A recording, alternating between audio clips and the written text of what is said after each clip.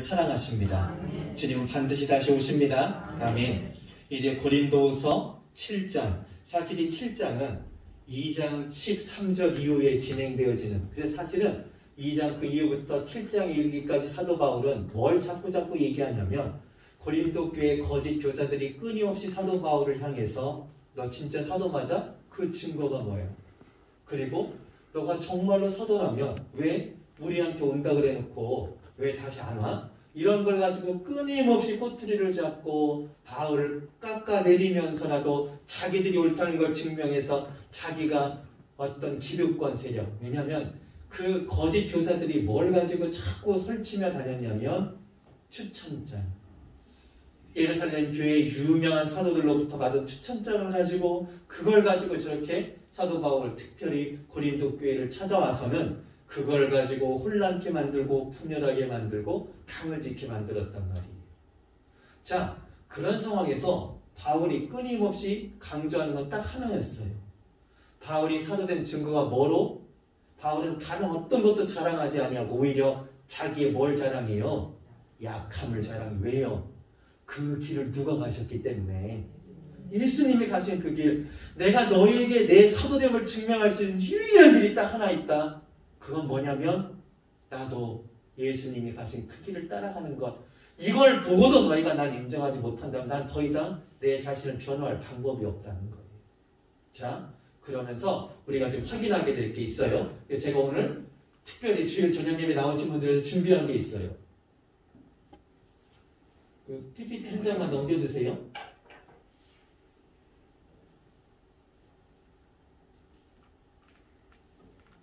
안 넘어가나요?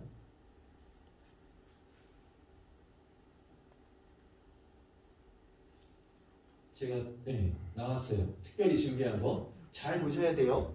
왜냐하면 이게 왜 중요하냐면, 자, 이게 사도 바울의 2차 전도의 여정이 이렇게 왔단 말이에요. 그러면서 어디가 왔냐면 여기 고린도 교회. 이 고린도 교회에서 사도 바울이 1년 반을 머물면서 이 고린도 교회 성도들을 세워놨어요. 그리고는 유대인들이 계속 쫓아다니면서 바울을 괴롭히니까 이 고린도 교회에서 어디로 넘어가냐면 여기 에베소로 넘어간 거예요. 배 타고 이렇게. 에베소에 피난 간 상황에 어떤 일이 벌어졌냐면 고린도 교회에 대한 그런 소문들이 들려서 지금은 전화해지진 않지만 첫 번째 편지를 이 에베소에서 고린도 교회로 보내요. 그런데 그 편지에 대해서 고린도 교인들이 어떤 답을 해오고 또 그 답 때문에 사도 바울이 고린도 교회에 보낸 편지에 대한 답으로 다시 또 두 번째 편지를 보낸 게 뭐냐면 고린도 전서예요. 이때는 누구 편에 보냈냐면 디모데 편에 고린도 교회를 향해서 편지를 보냈단 말이에요. 그렇게 디모데에게 편지를 보내고 디모데가 그 편지를 받은 고린도 교회 상황을 와가지고 바울에게 얘기해요.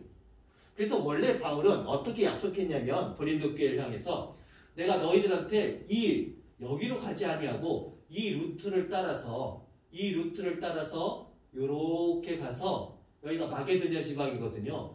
여기를 들렸다가 너희한테 갔다가 다시 마게도냐 일을 처리하고 또 너희에게 가겠다. 요렇게 약속을 했어요. 그런데 그 약속을 못 지키는 거예요. 그리고는 급하게 고린도 교회가 분열하고 거짓 교사들이 와서 바울의 사도권에 대해서 얘기하니까 요렇게 간 게 아니라 바로 그냥 에베소에서 고린도 교회를 향해서 배 타고 들어가서 고린도 교회 성도들에게 복음이 무엇인지를 얘기하려고 했는데 정작 고린도 교회 성도들이 어떻게 했어요? 바울을 영접했어 아니면 배척했어요? 거짓 교사들 때문에 고린도 교회 성도들이 바울을 배척해버린 거예요. 그러다 보니까 바울이 다시 에베소로 물러갈 수밖에 없었어요. 이렇게. 그리고 보낸 편지가 뭐냐면 눈물의 편지라고 보여지나. 이것도 전해지지 않아요. 이 눈물의 편지를 디도 편에 보내요. 그리고 고린도 교회가 과연 이 편지를 받아들고 회개할 것인가를 기다리고 있었는데 디도하고 어디서 만나게 됐냐면 여기 들어와. 이 에베소에서 이렇게 육로를 타고 올라가면 들어와란 말이에요. 여기에서 만나기로 했어요. 이게 터키예요. 터키 이쪽이. 여기가 지금 보스포러스 해협이에요. 이때는 여기가 다리가 없었어요. 지금은 있는데 배 타고 건너가야 되는데 마게도냐 환상을 봤던 게 바로 이 아시아 쪽으로 가려고 하다가 여기를 하나님께서 인도하셨잖아요. 이 마게도냐의 중심까지. 그래서 심지어 드로아에서 복음의 문이 열렸다는 표현은 뭐냐면 사도 바울의 복음을 많은 사람들이 들을 준비가 됐다는 표현인데도 불구하고 어떻게 해요? 고린도후서 2장에 보면 이 드로아에서 복음을 전한 게 아니라 누구를 만나려고? 여기 디도 편에 편지를 보냈잖아요. 눈물의 편지를. 이게 근심하게 한 편지였어요. 굉장히 단호하고 엄정하게 편지를 썼단 말이에요. 그래서 바울은 할 수 없이 이 드로아에서 어디를 넘어왔냐면 이렇게 넘어와서 이 데살로니까지요. 마게도냐까지 왔어요. 그러면 바울이 고린도 교회 그 엄청나고 복잡한 문제들, 자기를 업신여기고 배척하고 하는 이런 문제들을 확실하게 해결할 방법 뭐 여기까지 왔으면 어디로 내려와 버리면 돼요? 직접 고린도로 내려와서 거짓 교사들을 그냥 잘라버리면 돼요. 그런데도 불구하고 바울은 고린도 후서를 통해서 계속 뭘 얘기하냐면 여기서 기다리고 있었어요. 그래서 여기서 드디어 누구를 만나요? 디도를 만나서 고린도 교회가 드디어 바울의 이야기를 듣고 회개하기 시작했다는 얘기를 여기서 들어요. 그래서 보낸 편지가 뭐냐면 고린도후서, 오늘 우리가 읽고 있는 그 편지를 보내는 거예요. 자, 이게 왜 중요하냐면 이제 지도 다 기억나시죠? 제가 그렇게 새벽에 이렇게 지도 한번 준비한다는 이거였어요. 자, 잘 생각하셔야 돼요. 오늘 바울이 고린도 교회 때문에 깨닫는 게 뭐냐면 성도와의 관계예요. 그거는 하나님과 성도와의 관계뿐 아니라 목회자와 성도와의 관계에 대해서 지금 바울이 끊임없이 어떻게 나가고 있냐면 오늘 본문에 나와 있는 것처럼 내가 너희와 함께 죽고 내가 너희와 함께 살기를 원한다. 이게 어떤 교회에 대해서 치료의 문제가 있거나 교회의 성도 간의 잘잘못의 문제를 따질 때 반드시 기억해야 될 문제. 제가 그래서 그런 말씀 드렸잖아요. 교회는 예수 그리스도께서 말씀하신 것을 순종하는 것이 기본이잖아요. 그래서 항상 이런 얘기가 나와요. 성도들이 잘못하거나 그릇된 길로 가는 걸 보면은 뭐라 그래요? 그런 거에 대해서 말하려고 그러면 내 눈에 뭐부터 빼라고, 들보부터 빼라고 그러잖아요.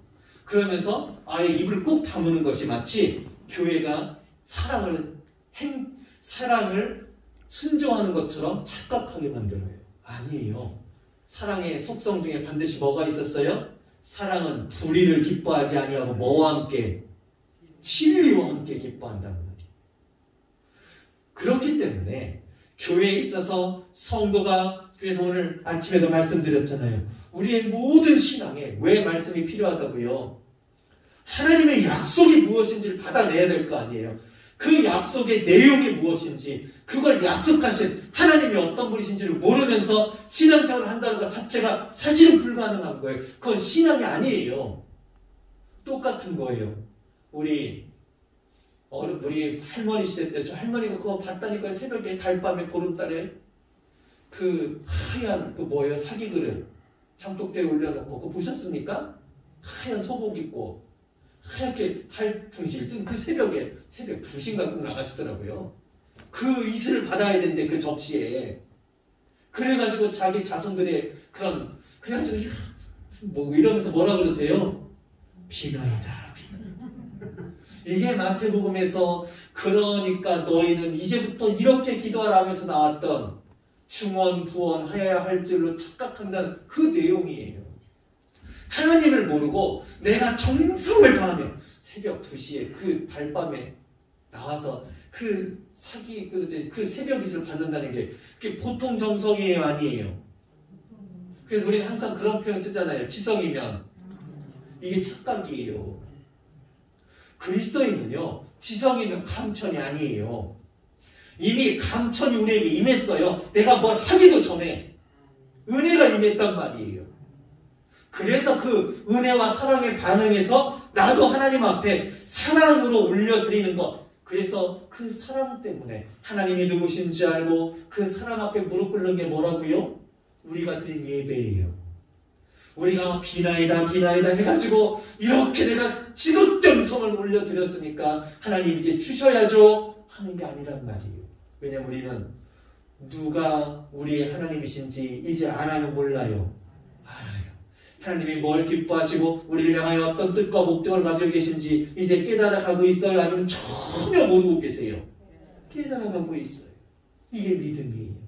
믿음은 언제나 내가 얼마나 열심을 내느냐의 문제가 아니라 내가 무슨 내용으로 열심을 내고 있냔 말이에요.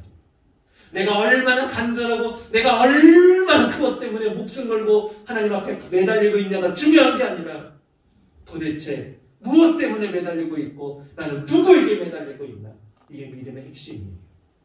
왜냐하면 그 뜻은 내 뜻이 성취되는 게 결국 믿음의 결론이 되어야 돼요? 아니면 하나님의 뜻이 하늘에서와 같이 내 삶 가운데 이루어지는 게 믿음의 결론이 되어야 돼요?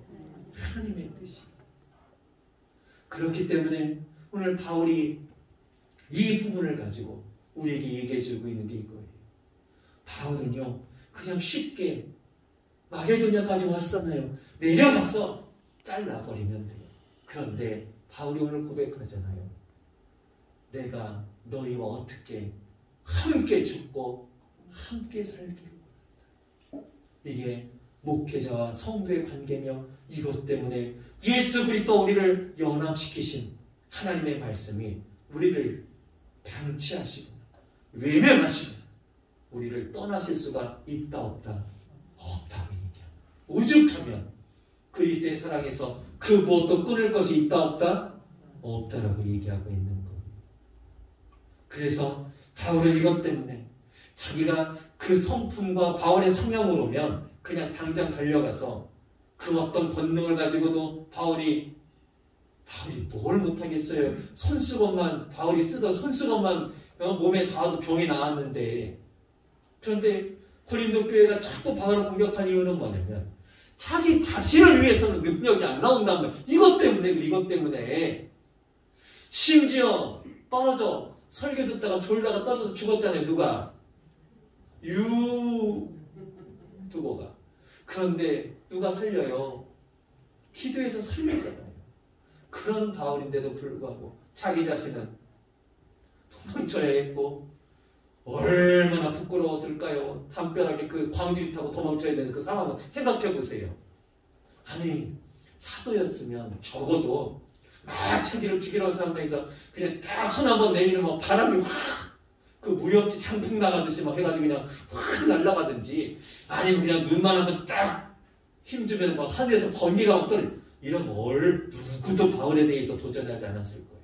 그런데 왜 그 길은 바울의 능력은 드러났을지 모르지만 복음의 능력은 드러날 길이 없는 길이에요. 예수님께서도 그래서 어떤 길을 가셨다? 십자가 길을 가시잖아요. 십자가를 지지 않으시고 로마 황제의 길도 택하실 수 있었어요. 그런데 그러면 예수님의 하나님 되심의 능력은 드러났을지 모르지만 이 땅 가운데 우리를 구원하는 구원의 역사는 불가능하단 말이에요. 사도 바울이 고린도 교회 관계 얼마나 속을 썩였어요. 그런데다 대고 자기는 복음의 증거에 대한 사명 때문에 지금도 선교여행을 하면서 돌아다니고 있는 그런 상황 가운데서 오죽했으면 심지어 그 마게도냐에 이르렀는데 사망이 적군이었어요. 또 자기 자신도 몸이 쇠약해진 탓에 너무너무 고통스러웠어요. 그런데 그때 하나님께서 바울이 택한 것, 고린도 교회를 다시 그 즉시 방문하지 않고 참고 기다렸던 바울에게 디도를 만나게 하시고 위로를 주시잖아요. 그 말은 뭐예요? 바울이 선택한 십자가의 길이 하나님의 뜻에 합당했다는 거예요? 아니면 하나님의 뜻과 전혀 상관없었다는 거예요? 합당했다는 거예요. 진짜 죽을 만큼 힘들었던 바울에게 디도를 보내셔 그 고린도 교회가 바울의 눈물의 편지, 잠깐 근심하게 바울은 그 편지를 보내놓고 얼마나 마음이 아팠으면, 마음을 조졌으면 내가 너희를 근심한 것 때문에 너무너무 애타고 있었단 말이에요. 그것 때문에 누구 혹시 믿음에서 떨어질 거다.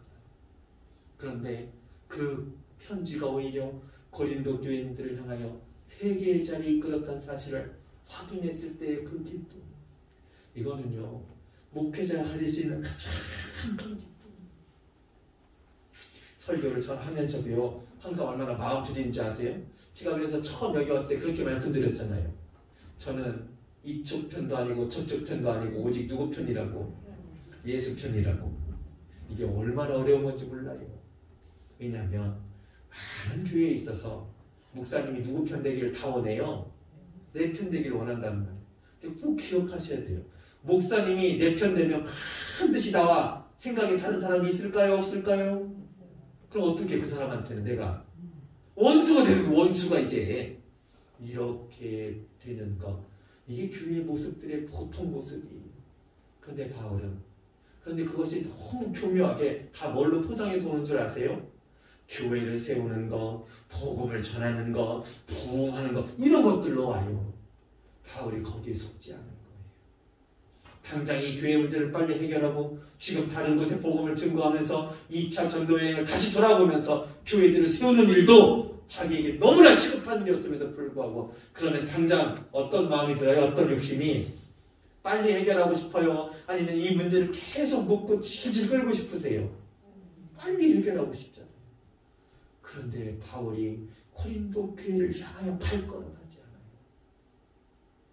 이것에 대하여 하나님의 위로가 디도를 통하여서 드디어 오게 되는 거예요. 사람들의 인정과 사람들에게서 내가 사도됐다는 것을 증명받고자 한 것이 아니라 바울이 자신의 사도됨을 계속 이야기하는 이유는 단 하나였어요. 복음이 방해되지 않도록. 바울이 자꾸 공격받아서 결국 바울 가짜래 이 소문이 막 성도들을 휘청거리게 만들면 바울이 전한 복음도 어떻게 될까봐 그들로부터 외면당할까봐 사명 따라 살아갔던 바울이 이제 고린도 교회와의 관계를 통해서 이게 얼마나 긴 시간 마음의 그 고통과 괴로움이었겠어요. 그런데 그것을 다 인내하고 품어냄으로 하나님께서 디도를 보내시면서 위로하신단 말이에요. 그래서 비로소 뭘 회복해요? 고린도 교회가 이제 사도 바울을 뭐하기 시작하고 신뢰하기 시작하고 이걸 결론이에요. 사도 바울 또한 이제 고린도 교회를 어떻게 할 수 있고 안심하고 신뢰할 수 있고 왜요? 그런 거짓 교사들의 이런 평파 우리로 말하면 이단이 한번 확 휩쓸고 지나갑니다. 그런데 그 고통과 아픔을 통하여서 성도들을 하나님께서 어떻게 하신 걸 확인했어요. 진리의 말씀 위에서 성장하게 하셨단 말이에요. 이게 바울의 기쁨이에요. 바울이 전한 복음을 이제 깨닫기 시작하고 바울이 전한 복음의 길에 그들도 함께하기 시작합니다. 여기까지 이르기까지.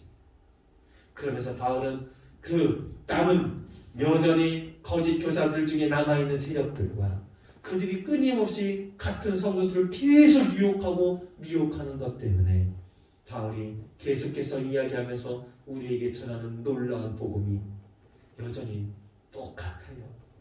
바울이 증거할 수 있는 유일한 누구밖에 없다. 예수 그리스도밖에 없는 거예요. 이게 고린도후서의 전체 진짜 내용이에요. 그런데 그것 때문에 바울은 그 예수 안에 있는 풍성함, 그 고린도 교회가 드디어 바울의 복음을 받아들였기 때문에 고린도후서 7장부터 펼치시는 복음의 능력들이 드러나기 시작하는 거예요. 매일 성경 묵상하고 싶으세요? 안 하고 싶으세요? 아니 그 풍성함이 이제 드러난다니까요. 바울의 복음을 통해서. 안 궁금하세요? 그런 것처럼 우리에게도 마찬가지예요. 복음의 능력이 우리 안에 드러나는 방법은 누구의 길밖에 없고 그게 우리가 볼 때는 진짜 답답해요. 아니 대체 우리 목사님은 저렇게 하는 시간 빨리빨리 어떻게 좀 정리 좀 하든지 가서 홈내신지 모여놓고 교육을 하든지 어떻게 우리도 한번 모여서 교육 좀 할까요? 그 모든 것들 가운데 여전히 누가 역사하시고 하나님께서 역사하세요. 온 성도들 제가 기다리고 제가 기도하는 것도 단 하나예요. 함께 죽고 함께 살고자 합니다. 이것이 우리 안에서 이루어지지 아니하면요 담임 목사는 성도들을 생활의 수단으로밖에 못 여겨요. 성도들은 담임 목사를 그저 내 귀에 좋은 이야기나 좀 해주고 나를 축복해주는 통로나 되셨으면 좋겠다 이 정도 수준으로 만족할 거예요. 그런데 바울과 고린도 교회의 관계는 이제 점점 깊어져요. 갈등이 없어서 깊어지는 게 아니에요. 그 모든 갈등을 어떻게 이겨냈기 때문에 사도 바울도 바울에게 주시는 뭐에 순종함으로? 말씀에 순종함으로. 고린도 교인들도 이제 그 말씀이 자기의 생각과 자기의 판단과 자기가 편한 대로 신앙생활하고자 하는 그것들을 다 이겨내면서 드디어 그들에게도 사도 바울이 전한 복음이 들려지기 시작하는 것을, 양쪽 다 바울도 말씀 때문에 고린도 교회도 말씀 때문에 이것이 저와 우리 화성장로교회 관계였으면 좋겠어. 그래서 함께 죽고 함께 말씀 안에서 살아감으로 누구의 뜻이 이루어지는 그럼 거기까지 오는 동안 갈등이 하나도 없었으면 좋겠어요. 갈등이 막 하나도 다 뚫고 일어났었으면 좋겠어요. 갈등이 없으면 성장도 없어요. 인간이 그래요. 생각해보세요. 아니 우리 아이들 항상 갓난아기 때부터 바랬던 게 뭐예요? 아프지 않았으면 좋겠죠. 그런데 진짜 아프지 않은 아기들이 있어요. 다 어디 들어있어요? 무균실에 들어있더라고요. 뉴스 가끔씩 보십니까? 면역이 아예 없어, 아예. 그래가지고는 십몇 년은 그냥 무균실에 세균 한 마리만 들어가도 그 사람 어떻게 돼요? 자기 몸이 감당을 못하는. 이거 원하세요? 우리 코로나 백신 나오면 맞으실 거예요? 안 맞으실 거예요? 왜요? 안 맞고 그냥 피해만 다니면 안 돼요? 똑같은 거예요. 하나님께서 우리 신앙 가운데, 그래서 제가 말씀드렸잖아요. 옆에 계신 분들 그냥 지그시 한번 눈으로만 바라봐 보세요. 속으로만 이렇게 얘기하세요. 내가 이 사람 때문에 사는구나. 내가 이 사람 때문에 성장하는구나. 이게 진짜예요. 지지고 볶고 싸우면서라도 이제 우리는 뭘 배워가냐면 말씀에 순종하는 법을 배우는 거예요. 그것이 저와 여러분의 진짜 능력이었으면 좋겠어요. 말씀에 순종하면요 진짜 비밀이 하나 드러나는데 그 다음에 내가 원하는 결과를 요구하지 않게 돼요. 이제 비로소. 왜요? 말씀에 순종한다는 건 철저하게 누구의 뜻이 이루어지는 것. 이게 진짜 비밀이에요. 여기까지 가기까지, 여기에 내려놓기까지가 우리 신앙생활의 전부 같아요. 얼마나 많은 걸 못 내려놔요? 자녀를 못 내려놓고 남편과 아내를 못 내려놓고 끊임없이 갈등하고 싸우잖아요. 왜 내 맘대로 안 되는지, 왜 내가 원하는 것대로 안 변하는지. 자기도 한 번도 안 변하면서 서로 다 똑같아요. 성도들도 마찬가지예요. 아니 이제 신앙생활하는데 저렇게 됐으면 이제 이 정도는 돼야 되는데 걱정하지 마세요. 주님도 기대 안 하세요. 진짜라니까요. 주님은 너 이 정도 쓰 이게 아니라 나와 함께 걸어가세요. 내 손을 붙들고 끌고 가신단 말이에요. 때로 내가 넘어졌을 때 업고 가세요. 어디까지? 예수 닮는 그 자리에까지. 그렇기 때문에 우리가 누구도 함부로 평가할 수 없는 것. 단지 우리는 여전히 공사 중이면서 말씀에 순종하는 법을 배워가면서 자라가게 돼 있어요. 그래서 언젠가 화성장로교회도 온 성도들끼리도 마찬가지예요. 함께 죽고 함께 사는 공동체. 그렇게 말씀이 흥황하는 공동체로 주님 앞에 자라가시기를 주님의 이름으로 축복을 드립니다. 기도하겠습니다. 사랑의 하나님 감사합니다. 바울에게 그 고통과 아픔과 그 모든 것들을 끌어안을 수밖에 없는 시간들이 하나도 헛되지 않은 것은 말씀에 순종하는 몸부림의 시간이었기에 기도를 통하신 그 위로 속에서도 우리에게 동일한 위로를 허락하시며 말씀이 내 안에서 순종되어지는 삶에 나를 초대하고 계시니 우리 사랑하는 온 화성장로의 성도들과 저 자신이 날마다 이 말씀 때문에 이제 기뻐할 수 있는, 이 말씀이 오히려 근심으로 말미암아 나를 세상의 근심으로 이끄는 것이 아니라 하나님께로 오는 근심, 하나님의 뜻 때문에 하게 되는 근심으로 나를 날마다 회개의 자리로, 그래서 열심히 있게 두렵게 하나님을 사모하며 하나님의 말씀을 순종하는 몸부림으로 나아가게 하옵소서. 예수님의 이름으로 기도드립니다. 아멘.